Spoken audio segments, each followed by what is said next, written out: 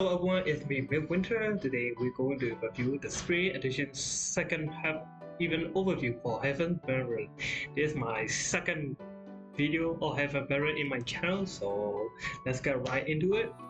We're gonna get the content update in Event 70, which include the Dress Sugasa and Yuwaki and Yuna rerun, which is kind of interesting because they are literally all the ice character. First story recommendation, we got spring login bonus one, which is already happening, and we got another login bonus where we can get 3,000 coins in 70. So we got another login. Australia is coming back. There is basically, I believe there is a monthly event. If you ever play like Honkai Star Rail, Memorial Chaos, it basically like it. You need like so many different things. You cannot use a duplicated character. We going to have a score challenge, the feature banner, we DOS banner, we got a starter banner, ice element banner. That is really all the content we having for the next 2 weeks, I believe. I do not recommend someone for ice element banner because it has a lot of good and bad units, so it's basically already. If you actually want to spend money in a game, I really recommend banner because like it's at least better than whatever this banner is. So we're going to talk about all the units that coming in the next update. So we're going to first go over Sugasa Dojo. She's a buffer. Her ESK give you the ice damage zone.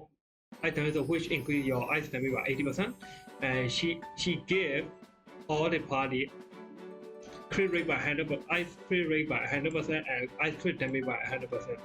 There is the element of crit damage, so it can start with the normal crit rate and crit damage. So if you have like Shallow and Serena, they give you crit rate and crit damage.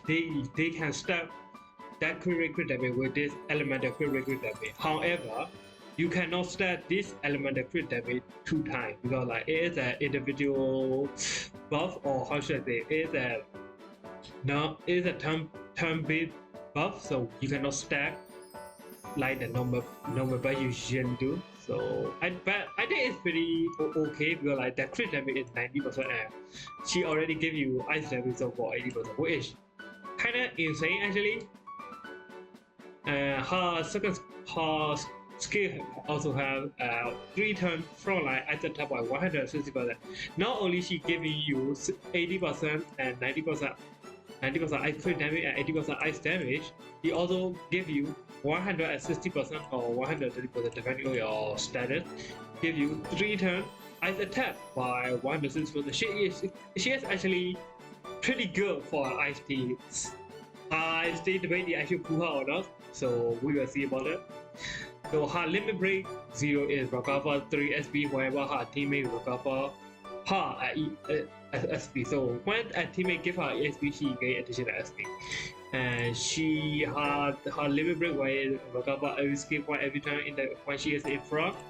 And her limit break is that whenever the ally recover her SP, she recover additional more SP. So I think this Sugasa is a really good. Again, she is only based on ice element. She only based ice element type. If you are based at ice element, I suggest that you pull for her because she is really good and really strong for the ice team. Other than that, you don't need her. If you're not gonna play ice team, then why you putting her in the first place? Aside from if you like a character, then it's fine. I really want to play an ice team, but I kind of short on course, so I'm not gonna. So that's about it really. In short, if you're going to play ice team, you should. If you're not going to play ice team, you shouldn't. And the next character we're going to have is Yamawaki. She is also an ice blaster. Interestingly enough, her ES skill has a lot of tests, but we will get into it pretty shortly. She hit an 8-hit single target attack with 1 straight and 1 dexterity with devastating rate 32, which is pretty good because she is a blaster. So she blaster will do this. This 8-hit single target attack is actually a pretty good skill. And she had also a super break. Its super break also work only if you hit the enemy weakness. If the enemy doesn't weak to ice element, then this game ain't shit. But if the enemy is weak to ice element, then this game is actually kind of good. And when she hit a weakness enemy, she inflict the enemy with a super break stutter, which increase the enemy devastation rate by 200%. So this how this Yamawagi is really good. For example, some of the boss had a very low devastation rate, like 150% devastation rate, 30%, 200% devastation rate. They are kind of really low, right? But when she break that enemy deflect the point, she will increase the devastation rate. For example, if the enemy hits 150% max devastation rate, after she break it, the enemy immediately go into 450%. If the enemy is 300%, it always go to 600%. If the enemy has 900%, it go to 1,200%. So she is actually she can increase the damage potential, and she also a blaster. So getting those devastation rate to max it is actually easy. The only problem I have with her is she had a really high skill points, like 70 SP for one attack is kind of expensive, but it kind of fits my her second skill, which is the moment she used this skill and she recover 3 SP for every ally, but except herself. So the use of this skill point, she recover 3 SP for every frontline character, but she cannot recover her skill point. I wish she can, because like her ESK is actually a pretty expensive skill, so I kind of wish she can, but she cannot recover her own skill point. I wish she can do it. Look at this, as her limit break 0 increase her ice attack at the start of the player turn. Condition is when the enemy is break or breaking. Her limit break when itself recover its skill point. I think this is kind of necessary since her ESP point actually really high. Her limit break is recover 5 SP every time one turn. So for the recover SP condition is the enemy okay. So she will recover ally 4 SP every turn for one time when she break the enemy for limit break. I think it's actually good skill, but the thing is that this doing a character is really expensive, and you should do a character that we are really good, and she is not on those characters. Yes, I would say she is pretty good. Again, she's only ice elemental, so if you're not going to be ice elemental, then why are you picking her in the first place? Plus her normal business also can be a little bit of boss item. So she can be both blaster and second target. Blaster and attacker at the same time, so I think she is pretty good, but again, do not recommend if you not being an ice team. So yeah, we're going to actually look at the rerun banner. This Yurina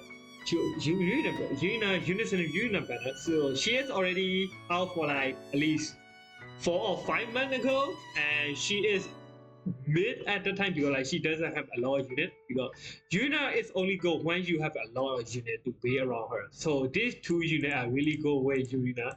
That's why they revenge Yuna in the first place. They don't fucking bastards. So she's an ice. Her ESK had 2 different variations. Her first ESK had 10 hit AoE attack and is deal straight and dexterity damage and devastation rate by 6.2%, which actually good. It helps you pay the overdrive gauge really fast. And once you switch her, she become 5 hit 10 hit AoE attack to 5 hit AoE attack, which deal a little less damage, but she got HP damage that's by 55%. If you realize that 10 hit AoE attack doesn't have an HP percentage, HP damage percentage, but 5 hit AoE attack HP damage percentage. So which means that you want to use the 10 hit AoE attack to pay OD gauge. When you actually about to do with Yurina, you want to use this skill because like, even though it's 5 hit, this HP damage by 50% is actually pretty huge. And again, demonstration rate 3 is pretty bad, but again, this had a 65.2%. So she is basically both blaster and attacker in one go. And also, there is the brother. They say it's a Japanese band, but let me put it on. When she was in an extra 10 mechanic, when she was in extra 10, all her ESK gave one self hit count. She gained hit count on national type by 3, hit 35% of the potency. Every time she is in extra turn, she get a hit count. If both were on, I think it's only one for the 5 hit AoE, which DVS attack so it's actually pretty good. Her second skill is a 7 skill when you add all the frontline get additional turn. Once she use this skill, ally do their move, and it doesn't immediately go to enemy turn, and you get the extra turn for only frontline character. She is how should I say? She actually a pretty good unit if you had a lot of character be around. If you don't have like a lot of ice element character, and now what is the price? What is the price of be pulling for this unit? And also her limit break are actually kind of strong. Her limit break 0-1 increase all body ice damage is literally not a lot. And she recovers skill point at the start of battle, which is actually pretty good. And she recovers 1 SP for limit break 1, which is standard. For limit break 3, at the start when she is at she was on an extra turn, she lower her skill point by 2, which means that this ESK 15 point will immediately be 30, which was actually pretty good. And her limit skill break 4, when she was at an extra turn, it's only worth for 1 time. She recover 5 SP, which is actually fucking good. Again, it's a limit break 4 character, so which is actually pretty expensive. So this, I would say, this is an expensive character. Again, if you have an ice team, if you really want to play an ice team, you need this unit. Other than that, like I don't see a reason. I don't see a reason you pulling for this unit aside from you like a unit. And she is a universal character. She is actually unlimited. Her banner run for a month, so they currently pushing the ice element meta. If you want to play an ice team, you have to have this character. Hisame. This Hisame. She is a ice AoE overrider. So if you don't have this skill, if you don't have this Hisame there, I don't think it's not a good time to play the ice element character. But she is an overrider, right? If the anime doesn't have the ice weakness, she just like I just weakness implant. It basically Saber Wolf kit. She literally weakness implant the ice element. So if you don't have this Hisame, I actually do not recommend all these to put all these characters. That's about it really. So thank you for watching, and I will see you at the next time. Take care, everyone.